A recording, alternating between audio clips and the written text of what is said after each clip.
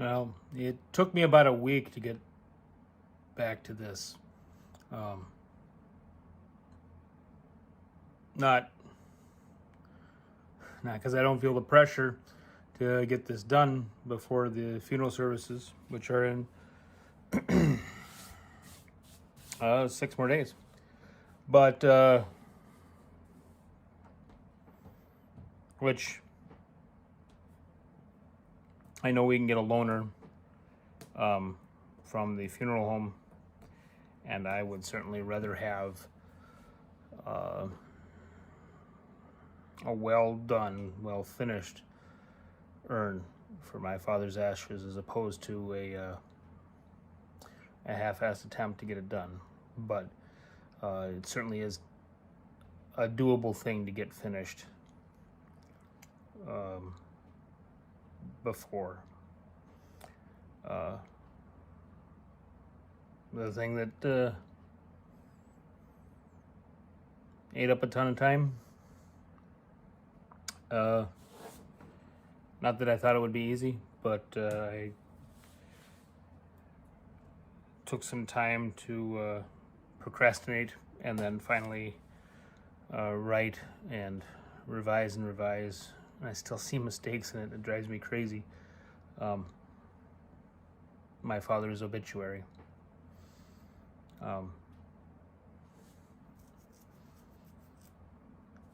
And that was finally done and out of my hair yesterday.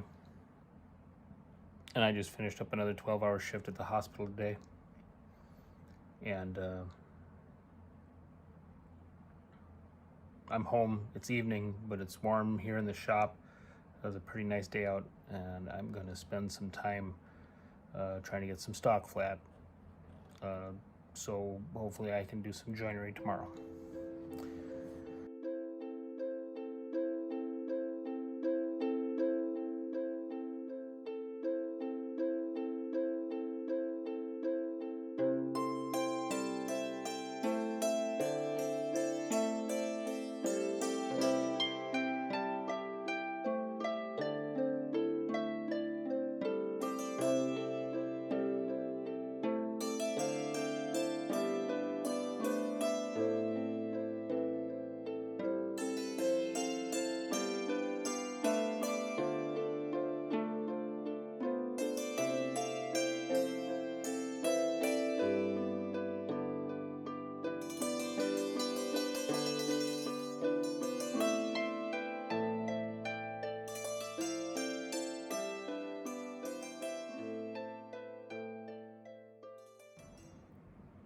I realize running that in time lapse goes pretty quick.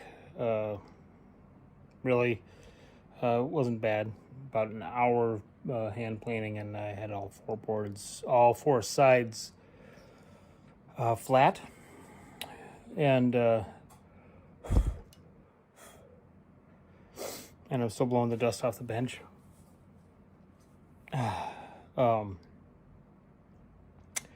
And tonight really wasn't so much about design work. No, I'll talk about that again in the next video. Tonight was really about just putting the meat behind the plane and working up a sweat, which I did, and working out some demons, which maybe I did, and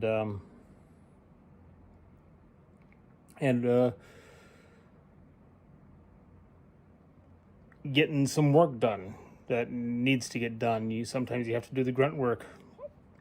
Not sometimes, all the time. All the time you have to do the grunt work to get to the fun stuff. Woodworking great,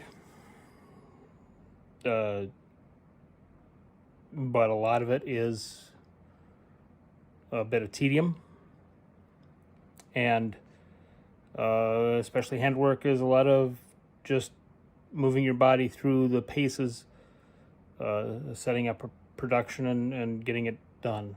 And I needed those 4 sides of the box done to move on. That's what I accomplished tonight. So tonight was, again, not about design. It was about that. It's about that pile of shavings coming off of those 4 boards, so that they're flat, so that they're close enough to finish to be probably from here. I did hit them with a scraper. Probably from here I can just sand them.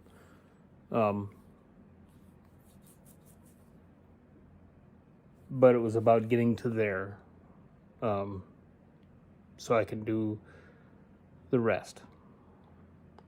And that's it for tonight. Shoot some more video tomorrow.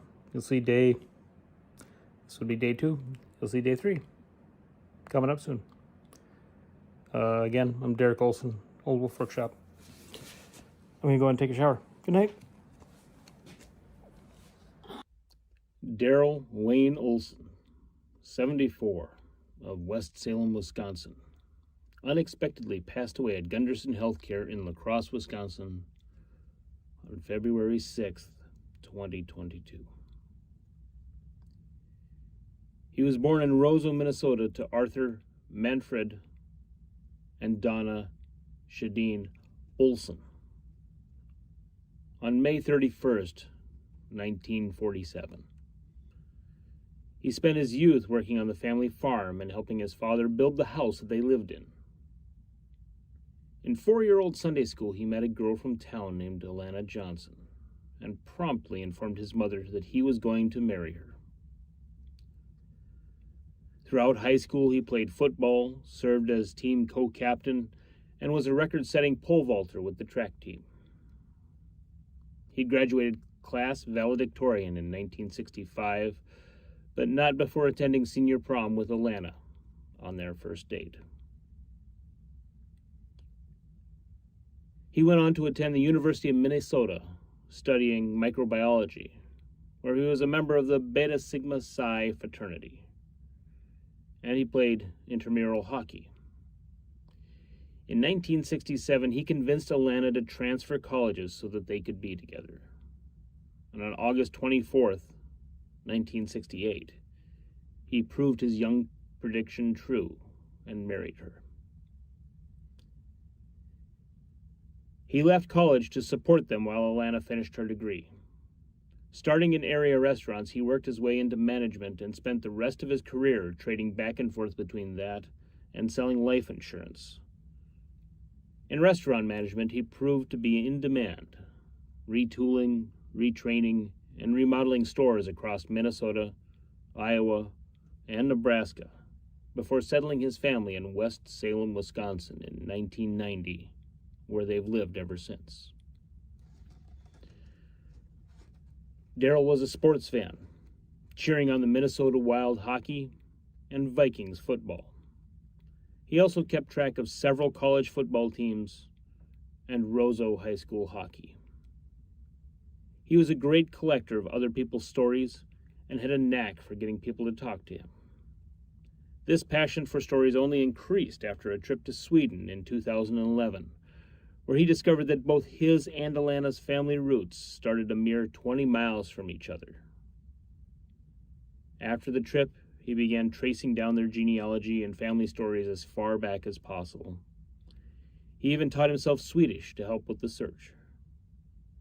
He organized a mountain of research, all in preparation to write a book based on some of those lives and stories. We all miss his abundant passion, intelligence, and caring heart. We will miss the parable-like stories he had for any situation.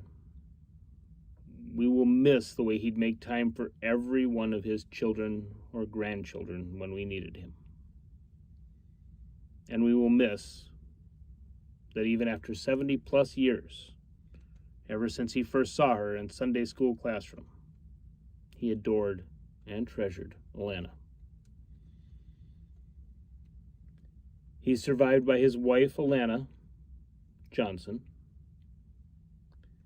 His sons Derek, married to Naomi, and Colin, married to Heidi.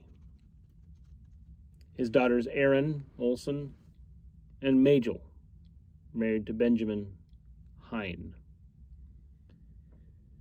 And his grandchildren, Chloe, Faith, Bailey, Lexus, Katara, Ira, Celeste, Demetrio, and Althea. He is also survived by his sister Marcy, married to Bob Clausen, and brother Marlon, married to Londa Olson, and his puppy and perpetual shadow, Roxy.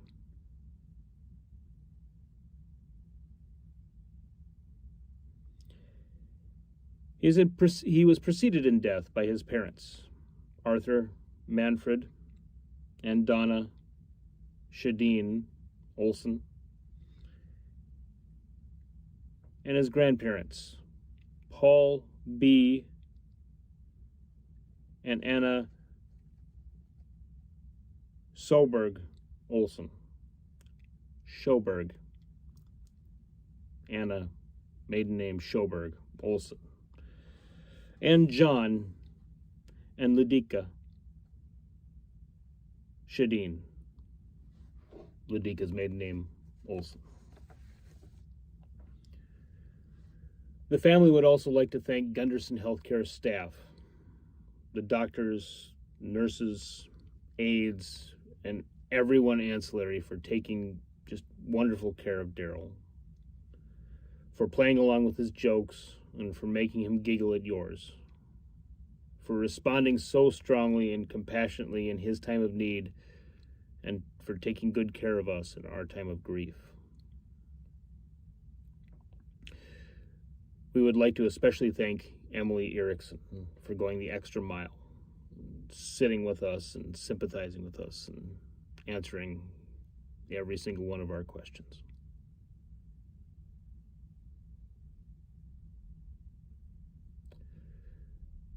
The pain that you feel is from a piece of your heart that your dad took with him, so he'd always feel your love. In the times when the pain is strongest, that's when he holds the piece a little bit tighter and whispers, "I miss you too." Thank you.